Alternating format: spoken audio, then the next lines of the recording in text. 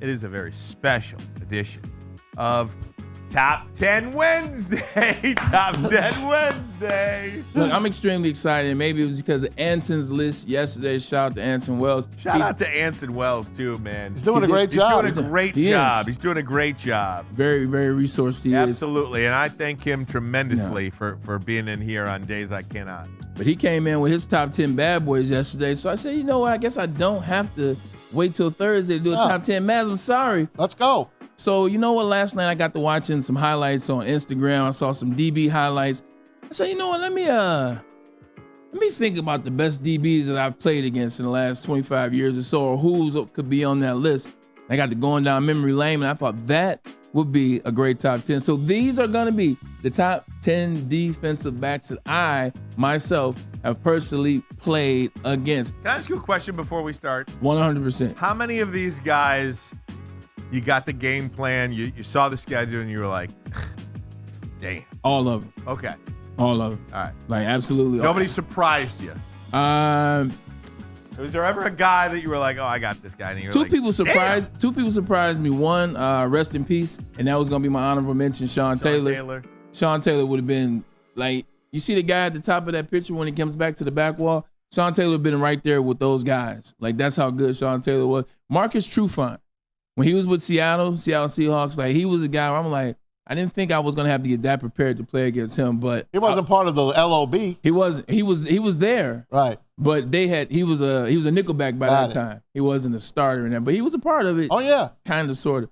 But this list right here, it's about to cook with some grease, though. All right, here we go, Pete. Put it up there. Number 10, Patrick Peterson is a guy. Now he was really he was really coming into his prime when I was leaving, but I did get a chance to play against him twice.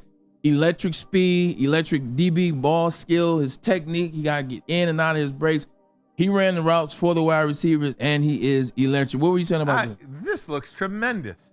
Who did this? Oh, this graphic? Noah and Ryan. Ryan in the back. Shout out to the guys in the back. Gentlemen, tremendous job. Got a box for you to talk in. Got tremendous job. He jumped on that as well. Good job by you guys. See what happens when you take a couple days off? Look at this. There you go. Spruce up the joint a little bit. It does. We're trying to entice you. Look. Got nothing to do with this. Got nothing to do with this play. We're trying to entice you. But Patrick Peterson, man, I know a lot of younger people in chat. This is perfect to put that on for that. This on there for them. He was elite, man. I'm talking. He made 8 Pro Bowls in a row. Number 10, Patrick Peterson. Number 9. Isn't he still playing? He is.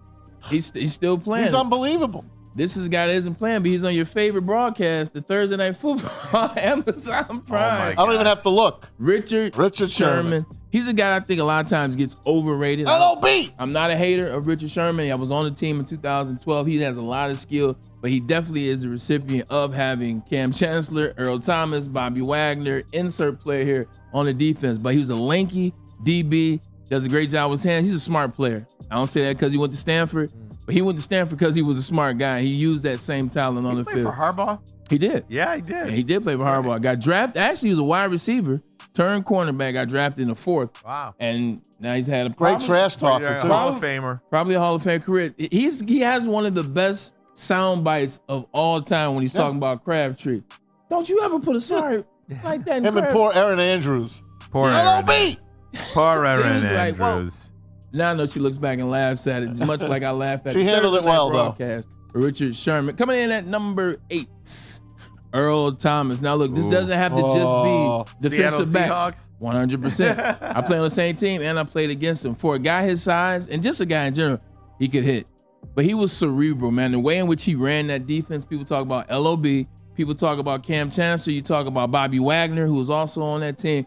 Earl Thomas, I watched it in the locker room. Earl Thomas pulled it out of those defensive players, man. Paul, like, he was. I got you. Appreciate you, man. But he was able to get the best out of his players. He was a guy that get you fired up, get you motivated. I remember this argument he and Marshawn Lynch had one time in the locker room. They were arguing over, man, I'll run you over if I played against. Man, come on, Earl. It ain't nothing, Earl. Earl didn't like that, got mad, and like he was about to throw hands on Marshawn. Nobody let it happen, but Marshawn, different type of respect for Earl Thomas. Earl Thomas ran that defense. That's why he's number 8 on here. Number 7. Going over. Rondé Barber. Look at that, Maz. I threw an old timer on there for you. Rondé Barber and his brother Tiki do not get the love and respect that they deserve for in between the hashes. I'm not talking about anything off the field. In between the hashes. Because they're too good looking. That's just people. No, I remember when they played at Virginia. You know why? And this is gonna sound crazy. That's because they're corny. Like people view them as corny individuals. They are. Like when you think of Rondé Barber and you think of Darrelle Revis, when you think of Rondé Barber, you think of Deion Sanders. You think of Rondé Barber, you think of Charles Woodson. Different swag, different type of thing. But I tell you like this, Rondé Barber could play. Like he made the most of his ability, and he legitimately, once again, another cerebral player, but great technique and footwork. One of those guys that ran the route for you. He's a guy when I look, he was older. I was like, all right, I'm gonna have to watch film. Some guys, Ryan, when you play against them, you're like, all right, I need to watch film this week. Like I need to turn the film on. Like if I'm playing Detroit in 2010, I'm not turning up the film. I don't need to. I don't need to. See what Terry Ferris got? I'm cool. I'm cool. I watch a couple one-on-ones. I know what it is. But Rondé Barber, because they'll trick you. They'll trick you. Number 6. Brian, now he was These are all Hall of Famers. I mean, I know it. Yeah, what an era, huh? What an era. Played against him twice. Played against him in with the Eagles on Monday Night Football in 2008, and then also played when he played for the Denver Broncos out there at Mile High, which is no longer. But he was one of those ones that was scary because reckless abandonment, kind of like Ryan Clark when he played, but at the same time knew the game, was smart, could get those guys going. Motivate like Ray Lewis, like they're cut from the same cloth. Come on, Ray. Motivate the defense, motivate big Hugh Douglas. But he's a knife, man. He'll run at you, doesn't care, throw his body in there. He was scary, Ryan. He's a guy, like I looked at this, I was like, hey, look, no slants this week. no in-breaking routes this week. Brian Dawkins was legit, should be in the Hall of Fame. And you know what, before we get That's to the top 5 right there. You know what makes these guys even worse is you don't have a quarterback that's going to protect you. Nope. You know, like if you have one of those Hall of Fame guys, one of those upper echelon guys, They'll not even a Hall spots. of Famer, they're going to throw it to protect you. And you never Not Charlie Fry. Right. You never had not even Mark Sanchez. Not Derek Anderson. No, nobody. We like these guys. Trent Dilfer. Mark Sanchez. Right. We like these guys, right? Yeah. But they weren't going to protect you. No. Not because they didn't want to. They didn't know how. They didn't know how. Oh, shoot, right? I almost fell off the Absolutely. So. All right, so that's the top. That's not a bad 5, man. Oh my God. Pretty darn good. When you look at that list, who stands out in the back half? I don't think you like him as much as me. I was a Richard Sherman fan. Okay. I loved Richard Sherman. I liked his game, but I liked that Seahawk team. If I didn't like them, I would have probably hated him and probably not want him on that list. I have to like him, man, because he's on this list. Like I played against some dogs, like. I actually forget. Yeah, it's some guys on this that were not on this list. That could have been on this list easy, but when you start to look at it, these guys were dogs. These guys were somebody that I prepared for each time I went out to play. Even Sherman, you got to prepare for Richard Sherman. Though. This is gonna be a long day out there for you. So I'm glad you're tricky with who you like and don't like. I would have never pegged you for a Steph Curry guy. Oh. Meanwhile, Steph Curry's your favorite player of all time. So tricky. Maz, you sneaky little guy. Very sneaky. How come you don't think I would like Steph? Well, Maz, you glorify the glory days as you should, but a lot of your favorite players and moments are like moments from like 95 and backwards. Oh yeah. So I wouldn't think. Here's the newest of the new age. And also player. a lot of people a lot of people say, what did Steph Curry do? He ruined basketball because now everybody's shooting. Like there were 99 he meant basketball. Hey, you know who my favorite player was prior to him? Forever. Kareem Abdul-Jabbar. Since I was a kid. Walt Frazier. Oh, that's right, Walt Frazier. Walt Frazier. That was my guy. Oh, this is true. He's still around. I know. I have a ball signed by him at home. I thought you said he had a ball spot in his head. No, and you know what? He still does the Knick games. He still does the Knick games. Still smooth. He's the master poet. Man. Him and Mike Breen, 100%. Great team. Forget about it. Forget about it. All right, here we go. Clyde. That is the first. I wish I had my Clyde sneakers still. Now it gets interesting, time. Here we go. Ermanni. Number 5. Champ Bailey. Champ Bailey as just a defensive back. Okay. Like if I'm just talking about you mean defensive Boss back Bailey? Position. No, that's his younger brother. Yeah, the Lions got the draft. I know that. Lions, baby. Oh, the Lions. Champ was the hardest DB that I played against. Yeah? Like Champ was the toughest DB in terms of him, one-on-one the skill, pause. Like he knew every route I was gonna run. He was deceptively physical at the line of scrimmage. He's 4.3 speed coming out of Georgia. He was a 4.3 guy, return punts. the year after. He should have won the Heisman, but anyway. Champ was nice, man. Champ was nice, and he played on some great defenses. So it wasn't just him. It was a whole squad. I hated playing Denver. I hated going out there. You exhaust so much energy in warm-ups. By the time the game starts, you're tired. He's already got the one-up on you. I feel like it's kind of cheating, but Champ was cold, man. Champ's famous play, man, I know you'll know. Is it the Patriot game where he gets the pick six? And so I don't remember that one. I don't remember that. I don't remember that. Playoff game. They actually lost. It's playoff game. It's in Denver. I think it's the second round.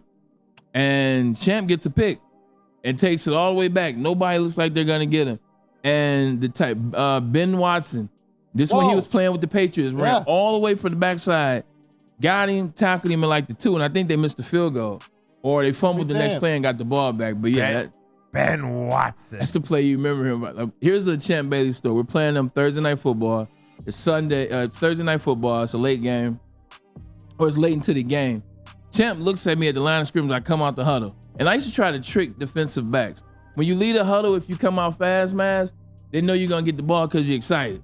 They like, all right, I need to get serious. He's coming out. He's serious. All right. But if you come out like slow jogging, it's probably a run play. You're not that enthused. Take your chin strap off. 100%. You take one off, and then you set them up. So I'm implementing this theory. This is 2006, my second year in the league. Come out the huddle, slow jogging and slow playing it. I'm like acting like I really don't want to be in this play. I acting like it's not for me. Don't you know Champ looked at me and was like, I know they about to run that backside go route. He said, you're going to run the go. Kellen's going to run the inside seam. Great. He was like, and then they're going to flare Reuben Jones out the backfield. Oh, my God. That's film. I love that. He put me in a space, you play stuff off. He put me in a space where I couldn't even play it off. I was like, what? No, you should have did? I was like, now you know the route. Now you got to stop it. Here's what you should have done. He stopped it. Nah, because I know you're still going to throw me the ball. You still got to execute. You still got to execute. Right? So they threw the ball. It was a bad pass. No, I'm joking. It was a good pass. He broke it up. I'm sure it was a bad pass. We'll stick with that, man. Yeah, we'll stick with the bad pass. Shout out to Champ, man. Great dude, too. Number 4. Number 4. Four. Now, like I said, Hall of Famer. DBs and secondary members all the same in this particular race. Troy was a dog, man. Troy was a dog. A lot of people want him to be 1. The big thing about 1, Troy took a lot of chances because of that defense. They allowed him to take a lot of chances. Troy had a lot of misses. Troy had a lot of missed tackles, a lot of those jumping over the piles. He missed a lot. But man, when he was right, it was sexy. That one-hand interception to this day, the one where he barely gets the ball in his hands and gets up and picks it up, one of the best players I've ever seen. But when you played against him, every game, Ryan, he just did 3 things. Not 1, not 2. He did 3 things that you watch on film like, do you see how he got to this play? It was my 3rd year in the league. Sunday night game. We're playing, caught a pass on the sideline. DB slips and falls. It was kind of wet a little bit. DB falls. That's it, man. It's like I turn up. There's no one there. There's a touchdown. I'm running. All I hear. Now I know who it is. It's 43. I don't want to look back. Now my hamstrings got tight. I'm like, no, come on, let me get in the end zone.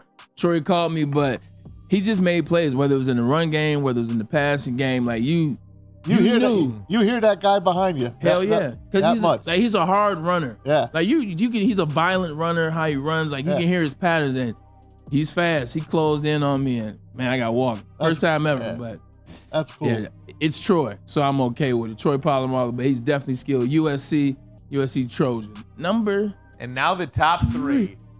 You knew he was around here somewhere. He's on the backboard. Former teammate of mine in New York, had some great memories, 2 AFC championship appearances. He ended up winning the Super Bowl with the New England Patriots. Got his own island. And he does have his own island, and it's not Epstein Island, it is Revis Island. He was cold. Like the year that Charles Woodson won Defensive Player of the Year, Revis' stats, I mean, they were neck and neck. Revis had 8 interceptions. He had 4 forced fumbles, 4 fumble recoveries. He had 3 touchdowns. Like, it's one thing to read a stat line, Ryan, about a Hall of Fame season or a very special season. It's another thing when you watch it. Like, I watched it. This was my 2nd year, and the guys that he locked up, Andre Johnson, Terrell Owens, Chad Johnson, the list goes on. Everybody that was a number 1 that year, they didn't want any parts. They're like, oh, shoot, I got to go against Revis. But he's a dog. Like, that's how he worked in practice. Like, if you beat him on something, Hey, he was the only guy that could stop practice. Hey, Rex, hold on. Hey, run that same play again. I was like, first time he did it, I was getting traded from the Browns. I'm like, what do you mean run that play again? You got cooked. They rolled it back and ran that play again. That's the kind of power he had, but well-deserved, and he is in the Hall of Fame. Well-deserved. Number two. Two is the best DB of all time. It's my guy. It's Charles Woodson. You know what it is. Like he says, you know the school. University of Michigan Heisman Trophy winning, national champion as well. Super Bowl winner with the Green Bay Packers. Also defensive MVP. Also one of the most interceptions in NFL history. But you know all about this guy. I mean, he's the greatest defensive back of all time. He is one of the most versatile defensive backs, but one of the most versatile football players. Not only as a defensive back, but as a wide receiver. Running back, wide receiver, this guy could do it with the ball in his hands, with the ball out of his hands, and he's just a championship player. Charles Woodson, number two. That can only mean one thing. If he's number two, so the number one corner back and the number one DB safety. Number one safety, number one defensive back, Ed Reed. Look, I love Charles to death. Charles had some years in the NFL where he was injured, a little plague, things of that nature. But also, this is the guy that Bill Belichick says is the best defensive back of all time. This is the guy a lot of people, they side on. So I side on it too. I had a chance to play against him, and I think this is the other thing. I was in the same division with Ed Reed for 5 years, man. 10 times I had to play. Thank you. I appreciate that. 10 times. My condolences. My shoulders and neck and back, all that still hurts from slant routes and corner and getting stuck by Ed Reed and Ray Lewis and Terrell Suggs and the Dalius Thomas. But talking about Ed Reed, man, like when you're on a defense with Ray Lewis, but you command it, they raised the motivator, but everybody knows who run that defense, and it was number 20, man. When you can say that, it says a lot about who you are. National championship in college as well with the University of Miami Hurricane.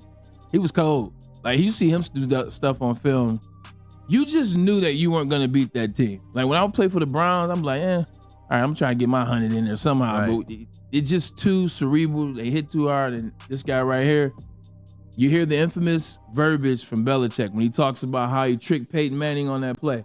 Had watched hours and hours and hours of film. He knew that if he spent this way, if he knifed on this, Peyton would look here, he was faking me, would look him off. He took that angle, reversed. Like that, they tell DBs not to do that. They never lose sight of where the ball is. Never lose your face with the ball. Reverse pivots, goes back that way, picks the ball up, and then takes it back. Like, it's one of those things when Belichick's just getting goosebumps talking about it, it should let you know that this play isn't something that a natural person can do. That's incredible. Every number one on this list. Braylon Edwards, great stuff. And for all the people mentioning, Ronnie Lott or Deion Sanders in the chat, those were before Braylon's times. These were guys he played against. Yeah. No other show in Detroit could have this type of experience. Have this type of segment. Just want to point that out. Well done, you. Well done, Ryan and Noah in the back. Well done, Pete Spivak with the cameras. And good job to you as well, Mike in the audio booth for a little music underneath that segment. That was awesome. That was fantastic. See why I was excited, man. Fire. I was excited. Yes.